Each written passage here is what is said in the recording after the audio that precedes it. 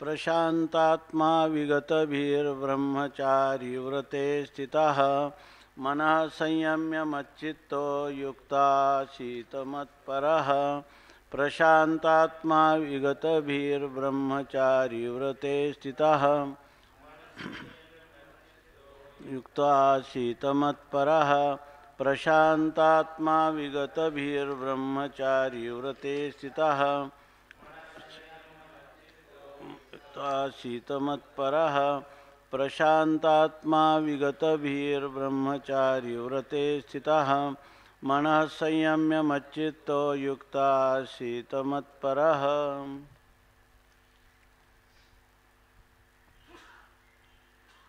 प्रशान्तात्मा विगतभिः ब्रह्मचारी व्रते स्थितः मनः संयम्य मच्चित्तः युक्तः आसीत मत्परः।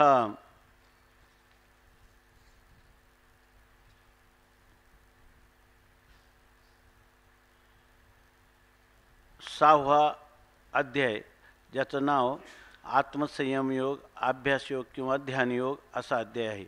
याद्वारा परमात्मा प्राप्तीचा उपाय भगवान स्वतः सांगत आहेत आणि त्यासाठी ह्या ध्यान योगासाठी प्रथम आपल्याला योग्य अशा प्रकारच्या आसनाची निवड केली पाहिजे, योग्य स्थानाची निवड केली पाहिजे आणि त्यावर या जे काही भद्रासन, पद्मासन, वज्रासन इत्यादी जे अनुकूल अशा प्रकारचं आत्मानुसंधानाला आसन आहे त्या आसनावर बसावं असं सांगितलं। त्या आसनाचा क्रम चैलाजिन कुशोत्तरम असा सांगितला आणि आसनावर आपलं मस्तक, मान, पाठीचा कणा हे एका सरळ रेषेत राहील अशा प्रकाराने आत्मानुसंधान करावं। करत असताना आपल्या नासिकाग्रावर दृष्टी स्थिर करावी, इतर दिशांना पाहू नये असं सांगितल्यानंतर सांगतात की हा साधक जो आहे त्याच्या ठिकाणी कोणते विशेष गुण असले पाहिजे, तो प्रशांत आत्मा, त्याचा आत्मा म्हणजे अंतःकरण शांत झालेला आहे, म्हणजे बहिर्मुख नसून त्या अंतर्मुख अशा प्रकारची अंतःकरणाची वृत्ती ज्याची झालेली आहे। नंतर ज्याला साधन करत असताना पुढं त्याच्या यश, अपयश किंवा दुष्परिणाम इत्यादी संबंधाने ज्याच्या अंतःकरणात भय नाही, जो ब्रह्मचर्यव्रताचं काटेकोरपणे पालन करीत आहे आणि जो मनः संयम्य आपल्या अंतःकरणाचा संयम करून आणि मच्चित्तः ज्याने आपलं चित्त माझ्या ठिकाणी ठेवलेलं आहे, म्हणजे जो चित्ताने नित्य निरंतर श्रद्धापूर्वक माझं चिंतन किंवा अनुसंधान करीत आहे आणि असा पुरुष समाहित चित्ताचा म्हणजे एकाग्र चित्ताने युक्त आहे आणि त्याच्या दृष्टीने तो मतपरायण आहे, म्हणजे त्याला सर्वात श्रेष्ठ वस्तू मीच वाटतो अशा प्रकाराने मतपर झालेला आहे। म्हणजे माझ्याहून अन्यत जगामध्ये दुसरं काही श्रेष्ठ नाही अशी त्याची धारणा असावी असा ह्या श्लोकाचा सरळ अर्थ आहे। परंतु या सरळ अर्थावर इतर भाष्यकारांच्यापेक्षाही ज्ञानोबरायांचे एक अपूर्व अशा प्रकारचं निरूपण आहे आणि त्यांनी याला पंथराज असं म्हटलेलं आहे किंवा राजयोग असं म्हटलेलं आहे। आणि या राजयोगाची साधना सांगत असताना आत्तापर्यंत आपण पाहिलं की त्या कुंडलिनी शक्ती जागृत झाल्यापासून तर आत्तापर्यंत ती कुंडलिनी शक्ती प्रवास करत असताना मूलाधार, स्वाधिष्ठान, मणिपूर आणि अनाहत चक्रापर्यंत आली आणि त्या अनाहत चक्रामध्ये त्याला बुद्धीच्या जवळ असल्यामुळं त्या अनाहत चक्राचा ध्वनी त्याला काहीसा ऐकू येऊ लागला अशा प्रकारे सांगितलं।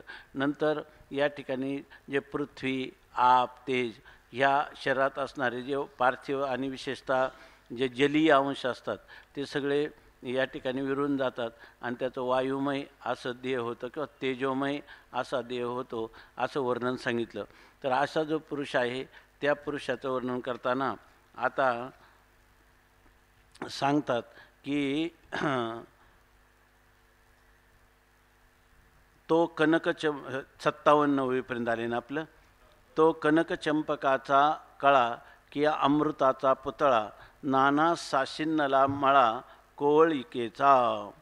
ह्या योग साधना करत असताना त्या पुरुषाचं जे काही शरीर आहे किंवा देहयष्टी आहे ते जर आपण पाहिली तर जसजसं त्याचं योगाचं साधन योग्य रीतीनं होऊ लागतं तसा तसा ते म्हणतात की तो कनक चंपकाचा कळा, म्हणजे कनक चंपक म्हणजे सुवर्ण चाफा किंवा सोनचाफा, त्या सोनचाफ्याची कळा म्हणून जणू काही एक कळीच आहे, सोनचाफ्याची कळी असल्यासारखं. अमृताचा पुतळा किंवा जणू काय माधुर्यपूर्ण असणारं जे अमृत, त्या अमृताचाच तो पुतळा आहे. नाना साशिन्नला मळा कोवळिकेचा, नाना किंवा असं म्हणता येईल त्या पुरुषाच्या शरीराकडं पाहिलं की तो जणू काही कोवळिकेचा मळा साशिन्नला. कोवळीक म्हणजे ते शरीर इतकं मृदू आणि इतकं नाजूक होतं की त्या नाजूकपणाचा साशिन्नला म्हणजे भराला आलेला जणू काही मळाच आहे असं तो वाटू लागतो. हो का जे शारदीयेचेनी ओले चंद्रबिंब पाल्हेले, का तेजाची मूर्त बैसले आसनावरी. हा जो पुरुष आहे तो शारदीयेचेनी ओले म्हणजे शारदी म्हणजे शरद ऋतूतील असणारी पौर्णिमा, आणि त्या पौर्णिमेच्या ओले, पौर्णिमेच्या दिवशी असणारा चंद्रामृताच्या किरणातील जो ओलावा आहे त्या ओलावाने चंद्रबिंब पाळलेले, ते चंद्रबिंब अत्यंत सुशोभित झालेलं आहे. म्हणजे त्याच्याकडं पाहिलं तर शरद ऋतूच्या पौर्णिमेच्या चांदण्याने सुशोभित झालेलं जे काही चंद्रबिंब आहे तसं याचं शरीर आहे. का तेजाची मूर्त बैसले आसनावरी, किंवा आसनावरी त्याच्या आसनावर मूर्तिमान जणू काही तेजच बसलेला आहे असं वाटतं, म्हणजे इतका तेजस्वी तो दिसतो. तैसे शरीर होये जेवेळी कुंडलिनी चंद्रपिये, मग देहाकृती बिहे कृतांतोगा. तैसे शरीर होय, जणू काही तेजच आसनावर बसलेलं आहे. शरद ऋतूतल्या चंद्राचं मूळ असणारं बिंबच ते जसं शोभतं तसं याचं शरीर शोभतं. आणि तैसे शरीर होय असं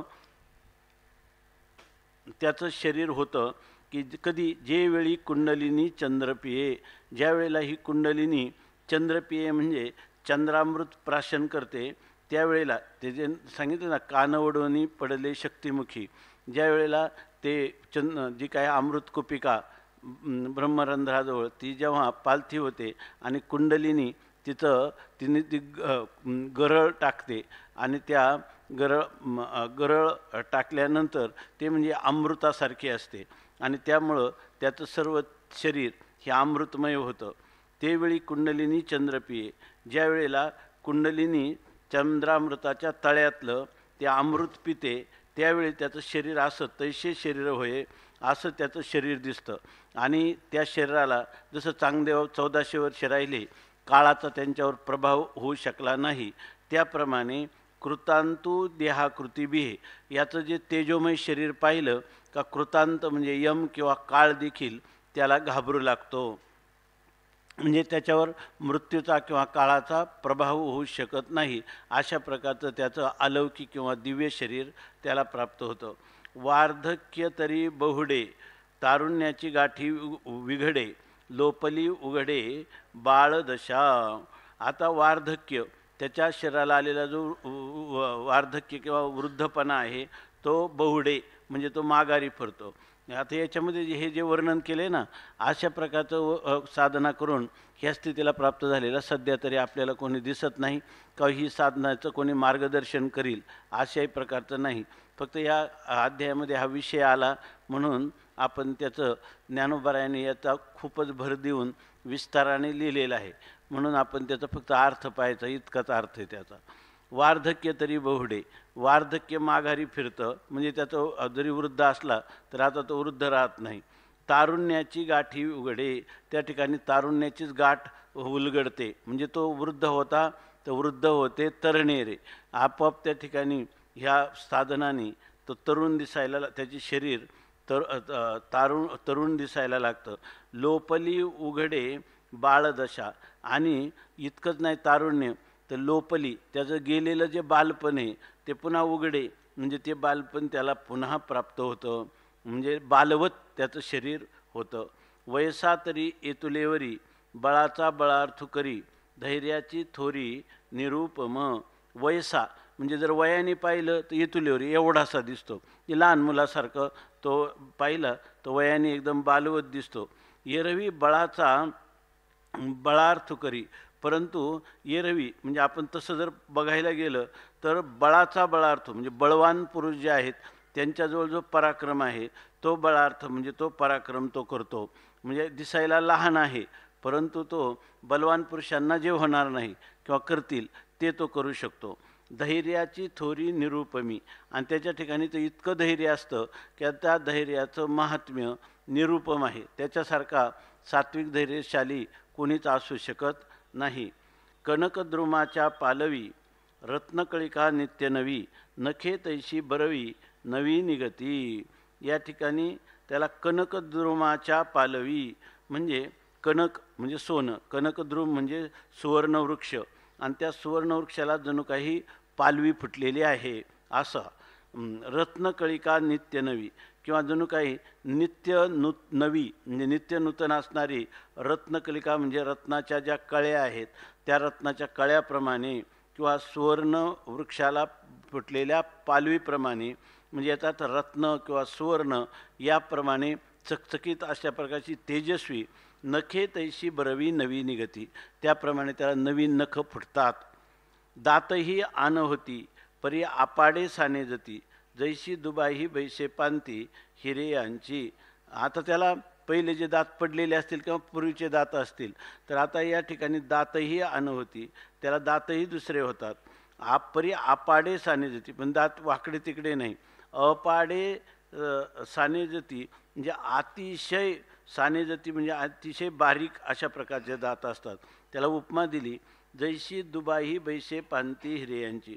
त्याचे दात पाहिले की जणू काही दुबाई म्हणजे दोन्ही बाजूंना ते दात नाही तर हिर्यांची पांती बैसे, त्या ठिकाणी हिर्यांच्या जणू काही पंक्ती किंवा हिर्यांच्याच रांगा आहेत असं वाटतं त्याचे दात पाहिल्यावर. मानिकुलियांच्या कनिया सावियाची अणुमानिया, तैशिया सर्वांगी उधवती अनिया रोमांचिया. आता मानिकुलियांच्या कनिया त्याच्या अंगावर आहे ना, तर ते जे काही माणिक मोती म्हणतो ना आपण, त्या माणिक मोत्यांच्या असणाऱ्या ज्या कन्या म्हणजे लहान लहान अशा प्रकारचे कण, कोणाचे माणिक नावाच्या रत्नाचे छोटे छोटे असणारे कण, सावियाची अनुमानिया, आणि त्या ठिकाणी सहजच त्या अनुमानिया म्हणजे अणू इतक्या, अणू म्हणजे खिडकीतून आपल्याला सूर्यप्रकाश आल्यावर त्या धुळीचे कणी निघतात इतक्या छोट्या अणू, छोट्या आकाराच्या अशा तैशिया सर्वांगी उधवती आणि या रोमाचिया. त्याप्रमाणे त्याच्या ठिकाणी रोमाचिया आणि या म्हणजे केसांची जी टोकं आहेत ती टोकं म्हणजे जणू काही माणिक रत्नाच्या असणाऱ्या त्या कण्याप्रमाणे अतिशय अणुमानिया म्हणजे अणू म्हणजे लहान आकाराच्या अशा जशा त्या कण्या असाव्यात त्याप्रमाणे त्याच्या सर्वांगावर असणारे जे रोम आहेत, केस आहेत, त्या केसांचा जो अनिया उधवती, त्या केसांचा जो म्हणजे पुढचा असणारा अग्रभाग किंवा टोक ते त्याप्रमाणे उधवती म्हणजे तशा प्रकाराने उद्भवतात. करचरण तळे जैशिका रातोत्पले, पाखाळी व होती डोळे काय सांगो.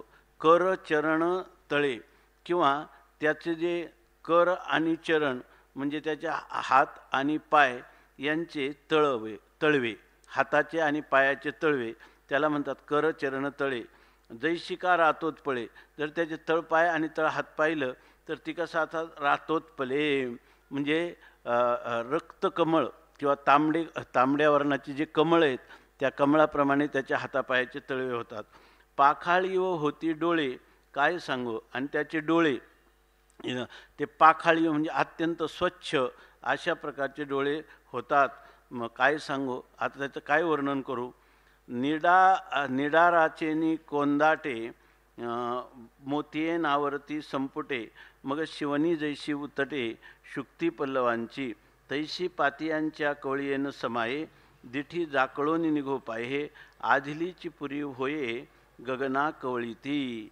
आता निडाराचेनी निडार म्हणजे ते परिपक्व दशेला आलेले, परिपक्व दस्य किंवा अत्यंत पुष्ट झाल्यामुळं, निडाराचे कोंदाटे, अतिशय पक्वदशेला येऊन कोंदाटले म्हणजे फुगल्यामुळं ते मोतिये संपुटे नावरती. ते मोती ते जे शिंपलीचे जी संपुट असतात म्हणजे ते शिंपीचे असणारे दोन शकलं आणि त्या दोन शकलं म्हणजे दोन वेगवेगळे असणारे त्या शिंपी ते शकलं ती दोन एकत्र येतात आणि त्याच्यामध्ये जेव्हा हा मोती निर्माण होतो आणि तो मोती फुगतो त्यावेळेला त्या संपुटात म्हणजे त्या दोन शकल्यात तो मावत नाही. मग शिवनी जैशी उतटे, त्या शिंपलीच्या मधला असणारा जो शिवण म्हणजे संधी भाग तो उतटे म्हणजे आपोआप त्या ठिकाणी तो उकलायला लागतो. कशाचा? शुक्ती पल्लवांची, म्हणजे शुक्तिरूपी जी पालवी आहे तिची जी शिवण आहे ती आपोआप उलगडते आणि त्याच्यातून तो मोती बाहेर येतो. त्याप्रमाणे पातियांचे कवळीये न समाये, त्याच्या ज्या पापण्या आहेत त्या पापण्यांच्या कवळीमध्ये न समाये, ही मावत नाही. दिठी त्याची दृष्टी आहे ती पापण्यांच्या आत कधी मावत नाही. जाकळोनी निघोप आहे, ती त्याला व्यापते सगळ्यात. ती दृष्टी पापण्यांना व्यापून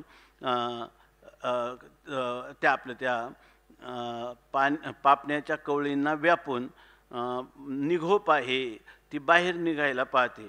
आधिलीची परी होये गगना कवळीती, ती आधिलीचे म्हणजे अर्धवटच आहे. कारण त्यांनी मागं सांगितलं ना, तळीची तळी पुंजाळती, म्हणजे खालच्या ज्या पापण्या आहेत त्या तशाच राहतात आणि वरच्या पापण्या ज्या आहेत त्या वर जातात आणि खालच्या पापण्या तशाच राहतात. म्हणजे याचा अर्थ अर्धोन्मिलित, अर्धे डोळे उघडे आणि अर्धे डोळे झाकलेले, अशा अवस्थेमध्ये त्यातून ती दृष्टी जी बाहेर निघते, जाकळून निघोप आहे, ती दृष्टी पापण्यामधून त्याला सर्वांना जाकळून म्हणजे व्यापून बाहेर यायला पाहते.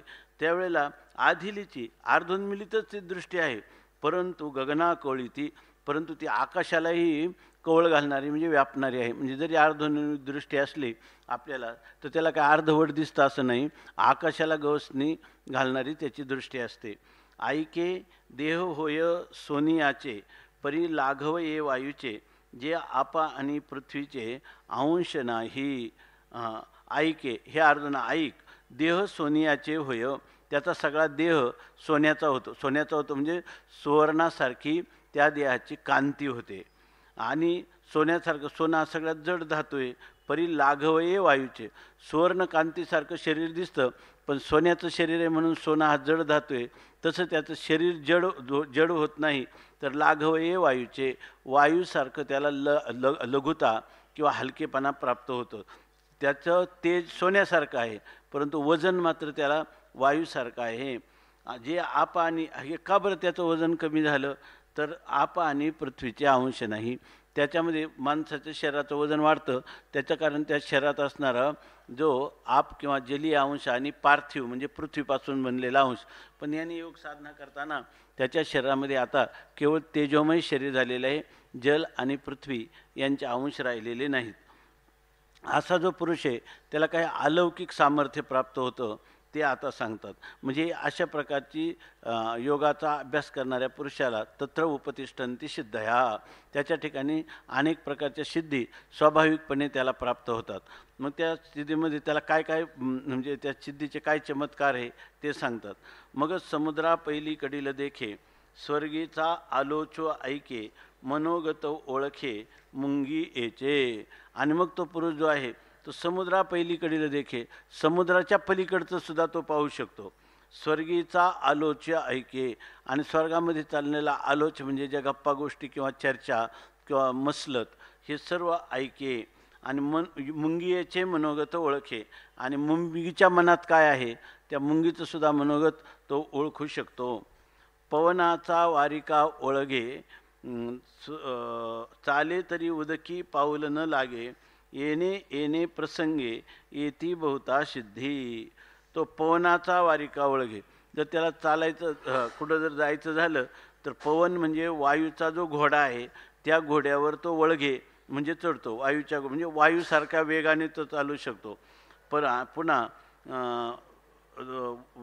चाले, आणि तो जरी चालायला लागला कुठं उदकी चाले, पाण्यावर कधी कधी तो चालू लागतो परंतु उदकी पाऊल न लगे, पण पायाचा स्पर्श त्या पाण्याला होत नाही, पाण्यावरच चालतो पण पायाचा स्पर्श जणू काही त्या पाण्याला होत नाही. आणि येणे येणे प्रसंगे अशा अशा प्रसंगाने बहुता सिद्धी येते, त्याला अनेक प्रकारच्या सिद्धी प्राप्त होतात. ऐके प्राणाचा हातू धरुणी गगनाची पावटी करुणी मध्यमेचेनी दादराहुनी हृदया आली. ऐका असं म्हणतं, ऐके प्राणाचा हातू धरुणी, अशा वेळेला त्या प्राणवायूचा हात धरून गगनाची पावटी करुणी आकाशाची पायरी करून मध्यमेचेनी दादराहुनी, मध्यमा म्हणजे सुषुम्ना नाडी आणि सुषुम्ना नाडीचा जो दादर म्हणजे जिना, त्या जिन्यावरून हृदया आली, ती जी कुंडलिनी शक्ती आहे ती अशा प्रकाराने प्राणवायूचा हात धरून म्हणजे प्राणवायूच्या साहाय्याने आकाशाची पायरी करून ती हृदयाकाशापर्यंत आली. हृदया आली ते कुंडलिनी जगदंबा, जे चैतन्य चक्रवर्तीची शोभा जया विश्वबीजाची आ कोंभा सावली केली. असे असणारी हे कुंडलिनी शक्तीचं सामर्थ्य किंवा महत्त्व सांगतात की या कुंडलिनीला नाव काय दिले, जगदंबा.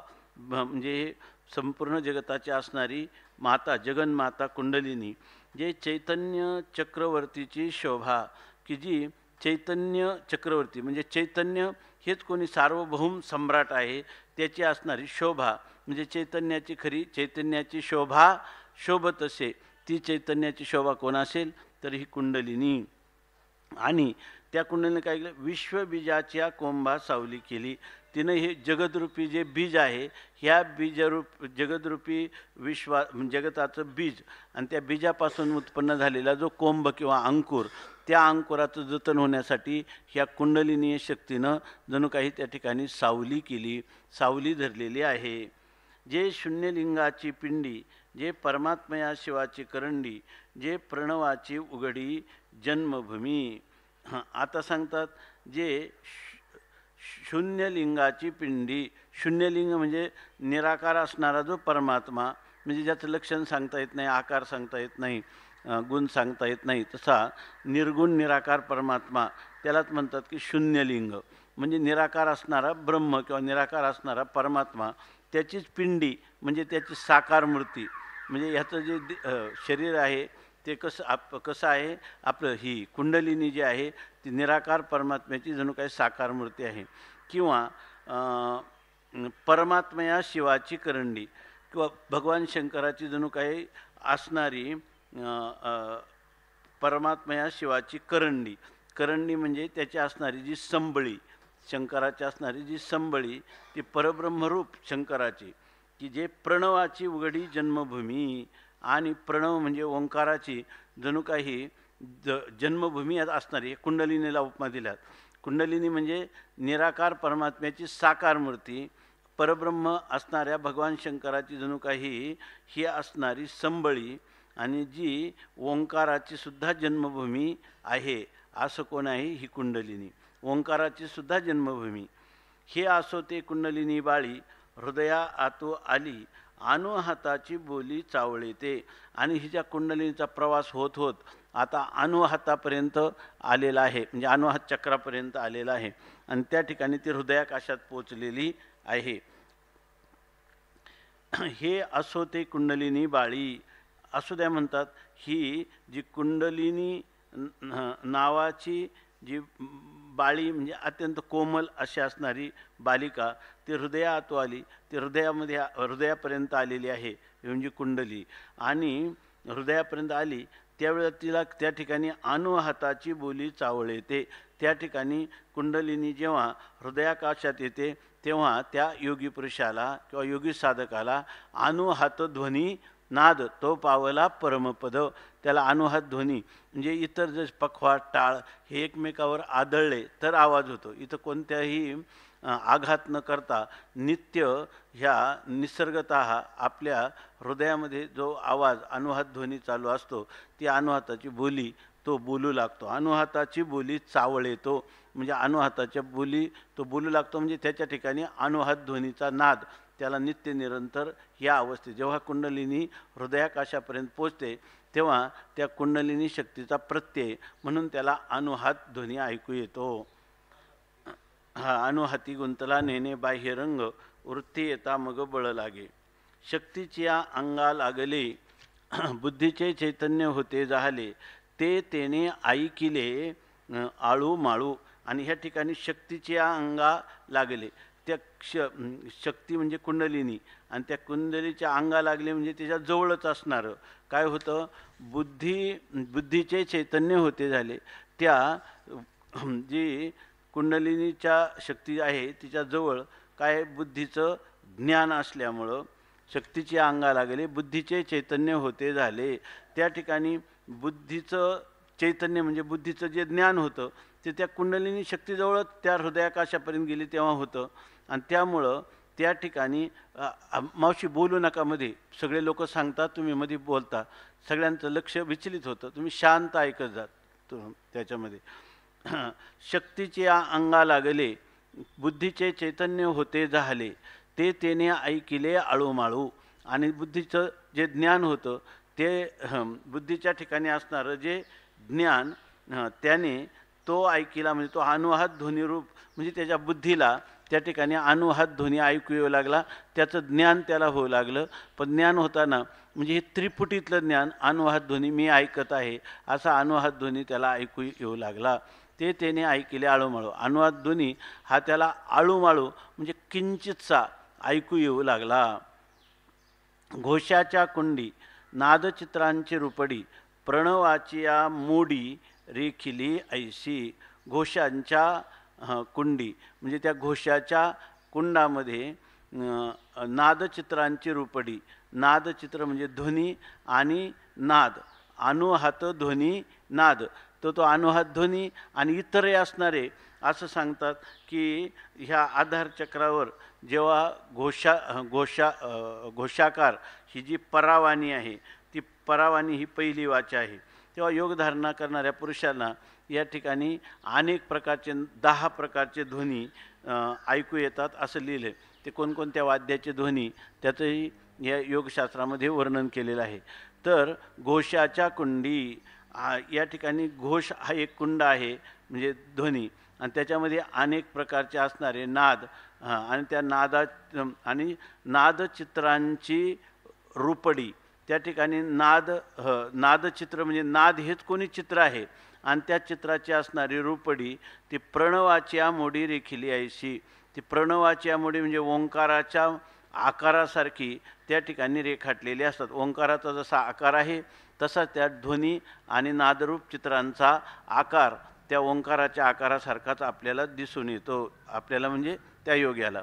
हेची कल्पावे तरी जाणीजे परी कल्पिते कैचे आणीजे तरी नेनो काय गाजे ते ठाई. आता ते म्हणतात खरा जो काही अनुवाद ध्वनी आहे तो अनुभवाचाच ध्वनी आहे. ती आता आपण हे सांगितलं नादचित्रांची वेगवेगळे असणारे रूप आहेत किंवा या ठिकाणी जो प्रणव आहे त्या प्रणवाच्या ती आकारासारखी आहेत असं आपण म्हणतो. हेच कल्पावे तरी जाणीजे, याचं जर आपण एक गोष्टी कोणती अशा प्रकारची कल्पना केली तर आपल्याला हे जाणीजे म्हणजे लक्षात येतं की हा अनुवाद ध्वनीचं काय चित्र आहे, नादब्रह्म काय आहे, नादब्रह्मरूपी जे चित्र आहे त्या चित्राचं काय स्वरूप आहे हे आपण जर कल्पना केल्या तर कळतं आपल्याला. कल्पावे तरी जाणीजे परी कल्पिते कैचे आणीजे. कल्पना करता येऊन ह्या बाह्य वस्तूचं आपल्याला ज्ञान होईल, ध्वनी नाद चित्रांची रूपांचं ज्ञान होईल, परंतु कल्पिते जे मूळ त्या कल्पना करणारा जो कल्पक आहे म्हणजे त्यांचा प्रकाशक आहे किंवा त्याचा अधिष्ठान आहे तो कल्पित आहे, ते कैचे आणीजे त्याचं कसं काय आपल्याला आणता येईल. म्हणजे आपल्याला दृश्य पदार्थांविषयी वर्णन करता येईल पण साक्षात द्रष्ट्याचं जे स्वरूप आहे ते स्वरूपाविषयी कल्पिते कैचे आणीजे. त्या ठिकाणी जे कल्पना करणारा जो आहे तो कुठून आणावं, कारण कुठून आणावं म्हणजे कल्पना करणारा आता भिन्न राहतच नाही, तो काय होतो त्याच्याशी तद्रूपतेला किंवा ऐक्यभावाला प्राप्त होतो. मग आता त्या ठिकाणी अनुवाद ध्वनी नाद चित्र हे कुठे आहे, आणि मग जर ते नसतील तर त्याचा कल्पना करणारा कुठून आणता येईल. याचा अर्थ त्या ठिकाणी ध्येय ध्याता आणि ध्यान ही त्रिपुटी काय होते नाहीशी होते, म्हणजे तो निर्बीज निर्विकल्प समाधीमध्ये जातो. कल्पिते कैचे आणीजे तरी नेनो काय गाजे ते ठाई, परंतु म्हणता ते का ठाई काय गाजो. त्या ठिकाणी तो ध्वनी तर चालू आहे, तो अखंड चालू आहे. हात ध्वनी वाहे सकळा पिंडी, सगळ्याच पिंडात हा अनुवाद ध्वनी चालू असतो. परंतु ते म्हणतात नेनो काय गाजे तिये ठाई, त्या अवस्थेमध्ये कशाची गर्जना होते, हा अनुवाद ध्वनी कसा होतो हे नेनो हे कळत नाही. म्हणजे त्या ठिकाणी त्याचं ज्ञान होण्यासाठी लागणारी त्रिपुटी जी आहे म्हणजे बुद्धीसहित ती बुद्धी उपाधी असली तरच त्या ठिकाणी त्या ऐकणारा वेगळाच राहील ना श्रोता.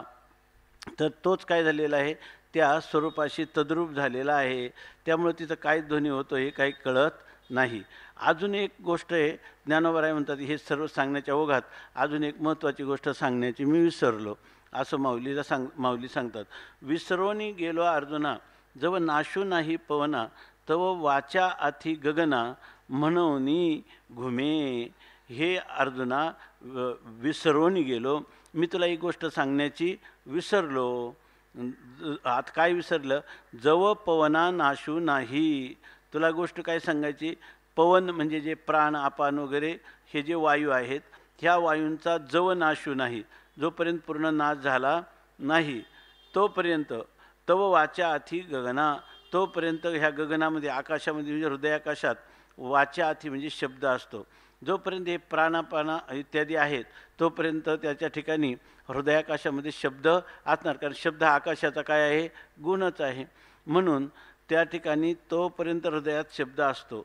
आणि म्हणूनी घुमे, आणि म्हणून त्या ठिकाणी शब्द असणारच ना त्या ठिकाणी, जोपर्यंत वायूचा नाश झाला नाही, म्हणजे वायू देखील चिदाकाशात लीन झाला नाही, स्वतंत्र राहिला, तर मग त्या ठिकाणी आकाशाचा गुण जो शब्द, तो शब्द तोपर्यंत राहतो. म्हणजे तोपर्यंत त्याला म्हणूनी घुमे म्हणून तो अनुवाद ध्वनी घुमत राहतो.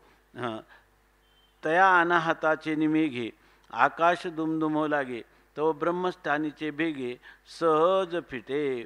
आता हे जणू काही जसा ढगाचा आवाज आहे तसा अनाहत ध्वनी हा जणू काही कोणी मेघ आहे, आणि त्या मेघ जसं एकमेकावर आदळल्यावर आकाशामध्ये पावसाळ्याच्या दिवसात ढग एकमेकावर आदळल्यावर जसा ध्वनी होतो तसा तिथं अनाहताने मेघे, हा अनाहत नावाचा कोणी मेघ किंवा ढग आहे, आणि तो आकाशात आलेला अनाहत ध्वनी जो आहे तो आपल्याला ऐकू येणारच. कारण का, अजून पवना नाशू नाही. पाठीमागं सांगितलं त्यांनी की जे 9 वायू आहेत, कोणतं प्राण सोडून, आपान व्यान उदान समान किंवा नाग कृम कृकल देवदत्त धनंजय, हे वायू जोपर्यंत आहेत तोपर्यंत त्याला तो ध्वनी ऐकू येणार. परंतु अजून त्यांच्याले ते 9 वायू गेले, फक्त प्राणवायू त्या ठिकाणी राहिला, पण प्राणवायू तरी आहेच ना, तोपर्यंत त्याला ध्वनी ऐकू येणार. ऐके तया अनाहताचे निमेघे, त्या ठिकाणी जो अनाद ध्वनी आहे त्या ध्वनी अनाहत जो नादरूपी जो मेघाची गर्जना आहे त्याच्यापासून आकाश दुमदुमो लागे, आपलं सगळं हृदयाकाश दुमदुमून जातं त्या योगी पुरुषाचं. तव ब्रह्मस्थानीचे बेगे सहज फिटे, आणि ज्यावेळेला हृदयाकाशामध्ये त्या अनाहताचा मेघ गर्जना करायला लागतो त्याच वेळेला त्या गर्जनेने काय होतं, ब्रह्मस्थानीचे बेगे सहज फिटे. त्या ठिकाणी ब्रह्मस्थानीची जी खिडकी, ब्रह्मस्थानी म्हणजे ब्रह्मस्वरूपाची खिडकी ही म्हणजे सहज फिटे, ती सहजच त्या ठिकाणी उघडते. म्हणजे आता काय, त्याला आत्मस्वरूपाचा परिचय झाला. आता अनुवाद ध्वनी कुठं हृदयामध्ये ऐकू आला, आणि त्यावेळेला त्याला तिथंच ब्रह्मस्थानीची खिडकीसुद्धा उघडते. म्हणजे आत्माच ब्रह्म रूप होण्याला, समरस होण्याला त्या ठिकाणी समरस होण्याचा समय प्राप्त होतो किंवा वेळ प्राप्त होते. आता हा आत्मा काय व्हायचा आहे, फक्त आयम आत्मा ब्रह्मस्वरूपाचा ब्रह्मस्थानीची बेगे म्हणजे खिडकी उघडली, म्हणजे त्याचा मार्ग मोकळा होतो. ऐके कमळ गर्भाकारे, जे महदाकाश दुसरे, तेथ चैतन्य आधातुरे करुणी असिजे. ऐके अर्जुना, तू ऐक की कमळ गर्भाकारे, कमळगर्भ म्हणजे कमळाची पोकळी, आणि त्या कमळाच्या पोकळीच्या गर्भाकारे आकाराप्रमाणे जे महदाकाश दुसरे, जे जणू काही दुसरं महाकाशच आहे असं, म्हणजे हृदयाकाशामध्ये जी पोकळी आहे म्हणजे हृदयामध्ये काय आहे, आकाश आहे, आणि बाहेर काय आहे, आकाश आहे. पण त्या हृदयाकाशात जी पोकळ जागा असते ती जर खरी पाहिलं तर जसं घटाकाश आणि मठाकाश दोन्हीतलं आकाश एकच आहे की नाही, तसं हे हृदयाकाश आणि ब्रह्माकाश हे दोन्ही एकच आहेत. महाकाश आणि हृदयाकाश जेथ चैतन्य आधातुरे करुणे असे जे ज्या ठिकाणी हे जे चैतन्य आहे ते चैतन्य आधातुरे म्हणजे आधांतरी वास करीत असतं. तया हृदयाच्या परिवरी कुंडलिनिया परमेश्वरी तेजाची शिदोरी विनियोगिली. आणि मग तो राहतं कुठं? तया हृदयाच्या परिवरी, त्या हृदयाच्या परवरामध्ये म्हणजे हृदयाच्या जागेमध्ये म्हणजे हृदयाकाशात कुंडलिनिया परमेश्वरी, ही जी परमेश्वरी म्हणजे परमात्म्याची महान शक्ती असणारी जी कुंडलिनी आहे तिने तेजाची शिदोरी विनियोगिली. आणि त्याचे चैतन्य आहे ना ते आधातुरे आधांतरी ते चैतन्य आहे. किंवा दुसरे त्यांनी सांगितलं, दुसरा एक अर्थ केलेला आहे, आधातुरे म्हणजे आधाशी असणारं चैतन्य असा पण अर्थ केला आहे. पण इथं आधातुरे म्हणजे ते आधांतरी असणारं जे चैतन्य, त्या चैतन्याला चैतन्य आधांतरे करून असू दे अशी जे. आणि तयार हृदयाच्या परिवरी आणि त्याच्या हृदयाच्या त्या प्रांगणामध्ये म्हणजे हृदयाकाशामध्ये कुंडलिनी या परमेश्वरी परमात्म्याची असणारी जी शक्ती ईश्वरी नियामक शक्ती कुंडलिनी तिनं काय केलं, त्या हृदयाच्या ठिकाणी हृदयाकाशामध्ये तेजाची शिदोरी विनियोगिली. तिनं तेजाची जी शिदोरी आहे ना ती विनियोगिली म्हणजे त्याला समर्पण केली. त्या चैतन्याच्या हृदयाकाशाच्या घरी असलेली कुंडलिनी परमेश्वरी देवी आपल्या तेजाची शिदोरीच म्हणजे संपूर्ण तेज जणू काही त्या पुरुषाला समर्पण करते. बुद्धीचेनी शाके हात बोने निके द्वैत तेथ न देखे तैसे केले.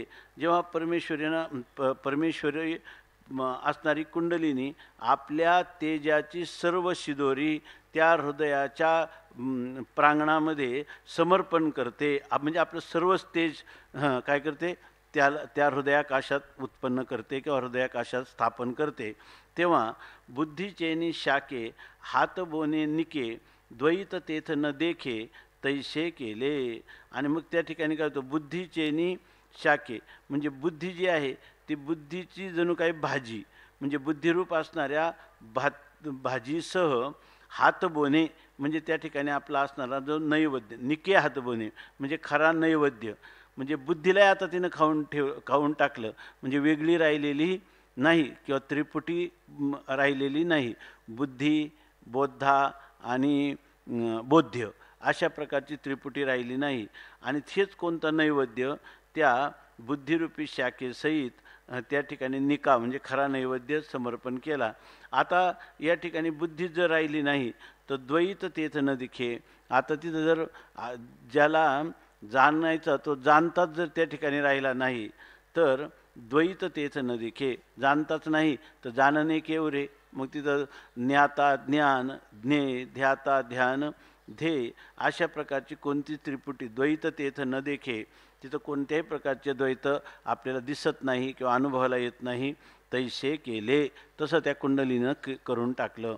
निजकांती हरविली मग प्राणोची केवळ झाली ते वेळी कैशी गमली म्हणावी पा. आता तिनं काय केलं, जेव्हा ही त्रिपुटी संपूर्ण नाहीशी झाली त्यावेळेला त्या कुंडलिनी शक्तीनं स्वतः काय केलं तर निजकांती हरविली. आपली जी तेजरूप कांती तिथं तिनं कोणाला दिली, आत्मस्वरूपाला समर्पण केली. मग आता ती जी निजकांती म्हणजे तिची जी तेजरूप कांती होती ती हरविली, तिनं नाहीशी केली म्हणजे ती काय केली त्या जीवात्म्याला समर्पण केली. त्यावेळेला मग प्राणूची केवळ झाली. मग तिनं तेज त्याला समर्पण केल्यानंतर खाली काय राहिलं, केवळ प्राणूची राहिली. केवळ ती प्राण म्हणजे वायुरूप होऊन राहिली. त्यावेळी कैशी आता ती वायुरूप राहिली, तेज तर तिनं ते सगळे ह्याला दिलं. मग आता तिचं स्वरूप काय आहे, त्यावेळी कैशी गमली म्हणावी पा. त्यावेळेला तेज आपलं तेज हातबोण्याच्या रूपाने नैवेद्याच्या रूपाने सर्व त्याला समर्पण केल्यानंतर तिचं स्वतःचं स्वरूप काय राहिलं तर ते म्हणतात, हो का जे पवनाची पुतळी पांघुरली होती सोनसळी ते फेडून या वेगळी ठेविली तिया. आता तिनं आतापर्यंत काय, जे पवनाची पुतळी ती प्रत्यक्ष वाऱ्याची जणू काही पुतळी असावी, परंतु सोनसळी पांघरली होती. तिनं जणू काही सोनसळी म्हणजे जर काय त्याला म्हणतो भरजरी असं असणारं जे पितांबर, तो पितांबर पिवळ्या रंगाचं वस्त्र तिनं धारण केलं होतं, परंतु ते फेडून या वेगळी ठेविली त्या. हा ते वस्त्र तिनं काय केलं, फेडून म्हणजे वस्त्र काढून टाकलं. म्हणजे आता ती काय राहिली, मुळात पवनाची पुतळी होती, तिच्या ठिकाणी जी काही शक्ती कुंडलिनी शक्ती, कुंडलिनीच्या ठिकाणी असणारी जी शक्ती ती जणू काय म्हणजे काय तिचं असणारं तेजोरूप शक्ती, पण तीच जणू काही तिचा सोनसळा म्हणजे पितांबर, पण तो पितांबरच तिने आता काढून टाकला, कारण तो त्याला समर्पण केला. ना तरी वायूचेने अंगे म्हणजे आता ती काय राहिली, केवळ फेडून या वेगळी ठेवली त्या, म्हणजे त्या ठिकाणी तेजाला सोडून ती केवळ आता या ठिकाणी वायुरूपाने राहिली. कारण काय, प्रथम पृथ्वी, नंतर ते आप, नंतर तेज आणि त्याच्यानंतर वायू. मग आता ती कशी राहिली तर वायुरूपाने राहिली. नाही काजे पवनाची पुतळी पांघरली होती सोनसळी, ते फेडून या वेगळी ठेविली त्या. ना तरी वायूचेनी अंगे झगटली, दीपाची दिठी निवटली, का लखलखोनी हरपली विजू गगनी. ना तरी अथवा वायूचेनी अंगे झडकली, वायूचेनी अंगे म्हणजे वाऱ्याची एक वायूचं स्वरूप तिला लागलं, म्हणजे वाऱ्याची एक झुळूक लागल्यामुळं दीपाची दिठी निवडली. तर जो दिवा आहे त्या दिव्याची जी दृष्टी म्हणजे ज्योती आहे ती जशी काय करावी, निवटली, मालवून जावी. वाऱ्याची झुळूक लागल्यावर दिवा जसा मालवून जावा, का अथवा लखलखोनी हरपली विजू गगनी, किंवा गगनी आकाशामध्ये असणारी वीज ती लखलखोनी ती एकदम चमकली आणि हरपली, चमकून ज्याप्रमाणे नाहीशी व्हावी. आता हे झालं उदाहरण. तसं सांगतात, तैशी हृदय कमळवेरी, दिशे जैशी सोनियाची सरी, ना तरी प्रकाश जळाची झरी वाहत आली. तशी आता ही कुठपर्यंत आली होती कुंडलिनी शक्ती, हृदयाकाशापर्यंत आली होती. हृदय कमळवेरी म्हणजे हृदयारूपी कमळापर्यंत जणू काही दिशे जैशी सोन्याची सरी, जणू काही सोन्याची तेजदार अशा प्रकारच्या सरी म्हणून ती दिसत होती. परंतु ना तरी अथवा असं वाटत होतं त्या कुंडलिनी शक्ती म्हणजे प्रकाश जळाची झरी वाहत आली, जणू काही प्रकाशरूप किंवा तेजरूप जो झरा आहे तो झरात या ठिकाणी वाहत आली. मग कुठपर्यंत, हृदय कमळवेरी, आपल्या हृदयाच्या कमळापर्यंत जणू काही सोन्याची सरी किंवा तेजरूप पाण्याचा झरा हा हृदय कमळापर्यंत वाहत आलेला आहे. मग ते हृदयभूमी पोकळे, जिरालिका एके वेळे, तैसे शक्तीचे रूप मावळे, शक्तीची माझी. मग ते हृदयभूमी पोकळे, मग या ठिकाणी ती जी हृदयभूमीची म्हणजे हृदयरूपी जी भूमी आहे तिच्या ठिकाणी असणारी जी पोकळी आहे ती पोकळी जिरालिका एके वेळे, तो प्रकाशरूप जळाचा झरा जसा त्या ठिकाणी आला त्या भूमीमध्ये ती एकाएकी त्या ठिकाणी जणू काही जिरून गेली, नाहीशी झाली. अशा प्रकारे तैसे शक्तीचे रूप मावळे, शक्तीची माझी, त्याप्रमाणे त्या शक्तीचे रूप म्हणजे ते कुंडलिनी शक्तीचं जे स्वरूप होतं ते त्या शक्तीमध्येच काय झालं, शक्तीचं रूप शक्तीमध्येच पुन्हा लय झालं किंवा मावळलं म्हणजे लीन झालं. म्हणजे कुंडलिनी शक्ती आपल्या मूलभूत शक्तिरूपतेला प्राप्त झाली. तेव्हा तरी शक्तीची म्हणजे येरवी तो प्राणू केवळ जाणीजे, आता नादू बिंदू नेनिजे कळा ज्योती. आता काय, तेव्हा तरी शक्तीची म्हणजे शक्तीचं रूप शक्तीमध्ये मावलं, म्हणजे तेव्हा तरी पूर्वी तिला शक्तीच म्हणत होते आणि ज्याच्यामध्ये ती मावळली तिला आता काय म्हणतात, शक्तीच म्हणतात. पण ह्या शक्तीचं खरं काय स्वरूप आहे, ती शक्ती दुसरं तिसरं कोण नसून येरवी तो प्राणू केवळ जाणीजे, तो केवळ प्राणच आहे म्हणजे वायूच आहे. असा वायू आहे मात्र त्या ठिकाणी आता तो केवळ प्राण आहे. त्याच्या ठिकाणी आता नादू बिंदू नेनिजे कळा ज्योती, आता त्या ठिकाणी कोणत्याही प्रकारचा असणारा नादही त्या ठिकाणी नाही, बिंदूही त्या नाही, कळा नाही आणि ज्योती पण नाही. अशा प्रकारची ती म्हणजे कोणती पूर्णपणे काय केवल राहणारी ही तिचं जे स्वरूपाने राहणारी स्थिती तीच त्या ठिकाणी आहे. त्रिपुटी विवर्जित ही स्थिती आहे. या ठिकाणी आता त्याला साधन करावं लागत नाही. ते म्हणतात ही स्थिती प्राप्त झाली का मनाचा हन मारू का पवनाचा आधारू ध्यानाचा आदरू नाही परी. अगोदर त्याला प्राणायाम सांगितला, आसनं सांगितली ध्यानयोगासाठी, नंतर त्या ध्यानयोगासाठी हा जो कुंडलिनी योगाचं साधन सांगितलं. पण हे साधन जेव्हा परिपक्व झालं तर त्या स्थितीमध्ये त्याला आता मनाचा हन मारू, त्याला मनाचं आपण मारणं म्हणजे मनाचं नियंत्रण करणं किंवा मनाला जिंकणं, किंवा पवनाचा आधारू किंवा वायूचा आधार घेऊन प्राणायामादी करणं, किंवा ध्यानाचा आदरू, त्यांनी काय ध्यानाचा आदर करून नित्य निरंतर तत्र प्रत्ययिकतानता ध्यानम असा ध्यानाचाही आदर नाही त्याच्या ठिकाणी. आता हे त्याला न करिताही काय पांडवा भजन झाले, तसं आता त्याला ते साधन करण्याची गरज राहिली नाही.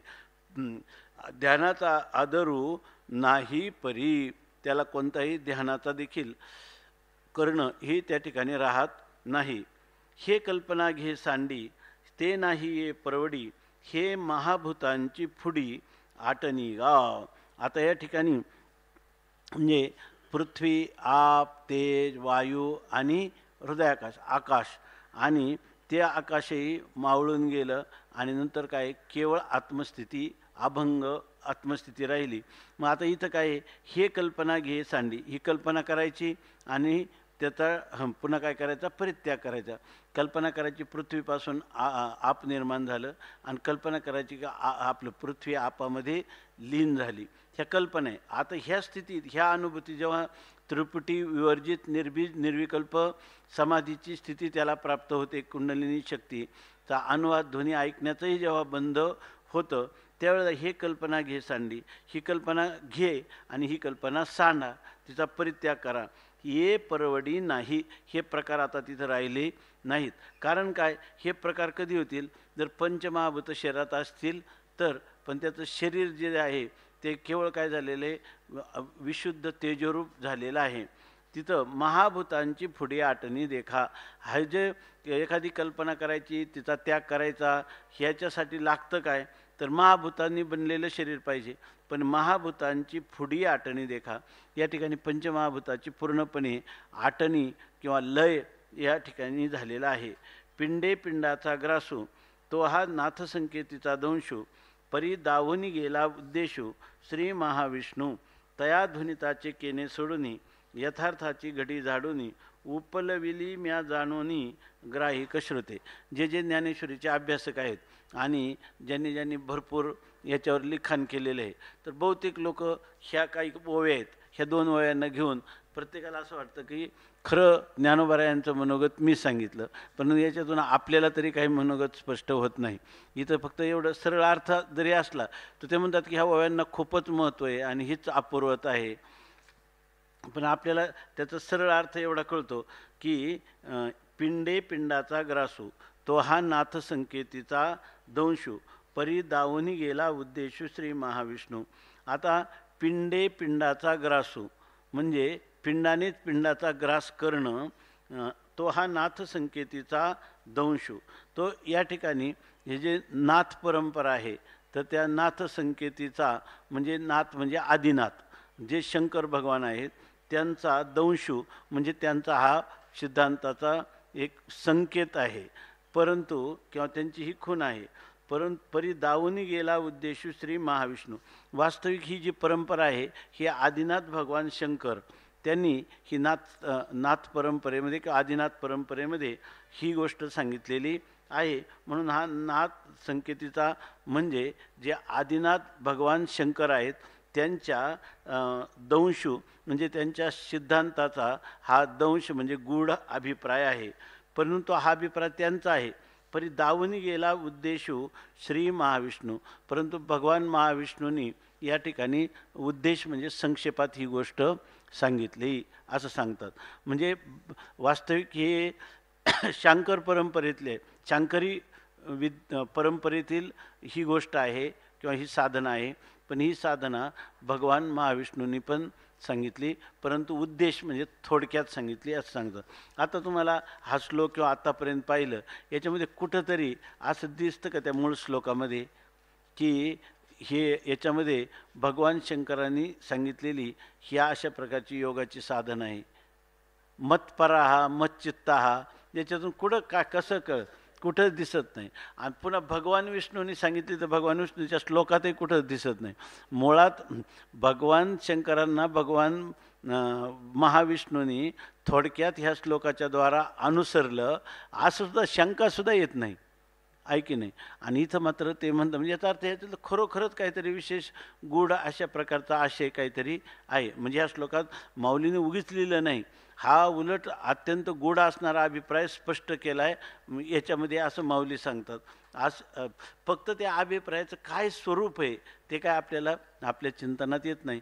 त्याचं मूळ कारण हे असावं की अशा प्रकारची साधना केलेले लोक आपल्याला भेटत नाही किंवा ह्या साधनेला पंथराज का म्हणावं याचंही आपल्याला स्पष्टता होत नाही. परंतु इथं ज्या अर्थी ज्ञानोबराय म्हणतात की पिंडे पिंडाचा ग्रास, खरं तर पिंडानेच पिंडाचा ग्रास करणं म्हणजेच काय हा एक प्रश्नच आहे. तर त्याचा अर्थ हे पंचमहाभूताचं लय चिंतन करून तदादृष्टो स्वरूपे अवस्थानम याला पिंडे पिंडाचा ग्रासो असं म्हणण्याचा अभिप्राय असावा.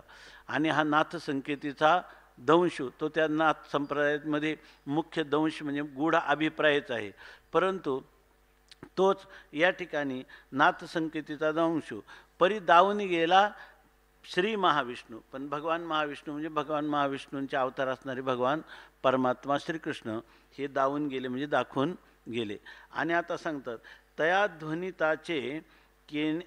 ध्वनिताचे केने सोडूनी यथार्थाची घडी झाडूनी उपलविली म्या जाणूनी ग्राहिक श्रोते.